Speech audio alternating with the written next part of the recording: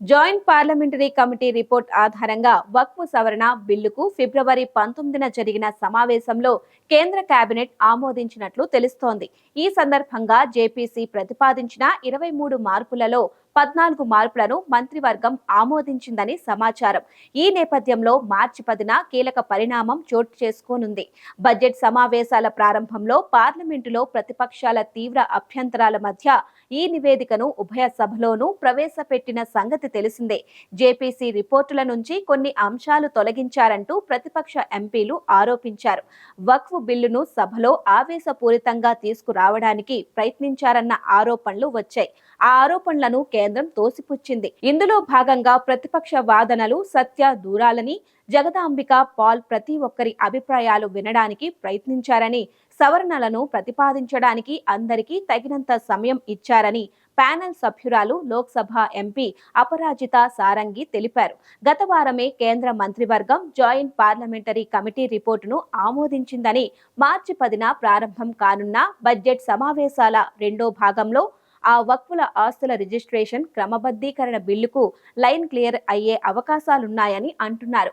మరోపక్క జేపీసీలో బీజేపీ, దాని అనుబంధ పార్టీల నుంచి 16 మంది ఎంపీలు ఉండగా ప్రతిపక్ష పార్టీల నుంచి కేవలం 10 మంది ఎంపీలు మాత్రమే ఉన్నారనే విమర్శలు వినిపిస్తున్నాయి.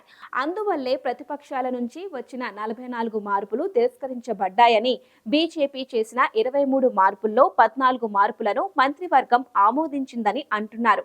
వక్ఫ్ బిల్లు చట్టంగా మారితే వక్ఫ్ బోర్డులో ముస్లిమేతరులు సభ్యులుగా ఉంటారని అంటున్నారు. దీనిపై స్పందించిన కేంద్రం వక్ఫ్ ఆస్తుల నిర్వహణలో పారదర్శకత, జవాబుదారీతనం తీసుకురావడమే ఈ బిల్లు ముఖ్య ఉద్దేశమని చెబుతోంది.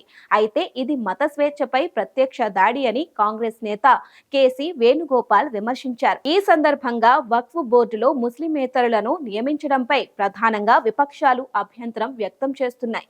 హిందూ దేవాదాయ ధర్మాదాయ పరిషత్తులు, క్రైస్తవుల బోర్డులు, సిక్కుల బోర్డుల్లో ఆయా మతాల వారు తప్పిస్తే వేరే మతాల వారు లేనప్పుడు ముస్లింల విషయంలోనే అలా చేయాలనుకోవడం ఏమిటని కాంగ్రెస్ సభ్యులు ప్రశ్నిస్తున్నారు. ఎంఐఎం అధినేత అసదుద్దీన్ ఓవైసీ వక్ఫ్ బిల్లుపై కీలక వ్యాఖ్యలు చేశారు. ఇందులో భాగంగా సవరణలు వక్ఫ్ ప్రయోజనాల కోసం చేసినవి కావని, ఇవి వక్ఫ్ బోర్డుల్ని నాశనం చేసి కేంద్ర ప్రభుత్వ జోక్యాన్ని పెంచుతాయని ఆరోపించారు.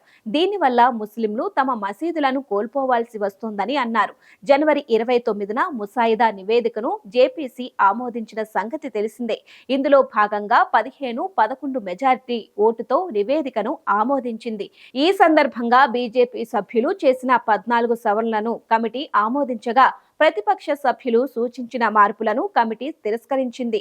కమిటీ ఆమోదించిన సవరణల ప్రకారం రాష్ట్ర వక్ఫ్ బోర్డులో ముస్లిం ఓబీసీ వర్గానికి చెందిన ఒక సభ్యుడు ఉంటాడు.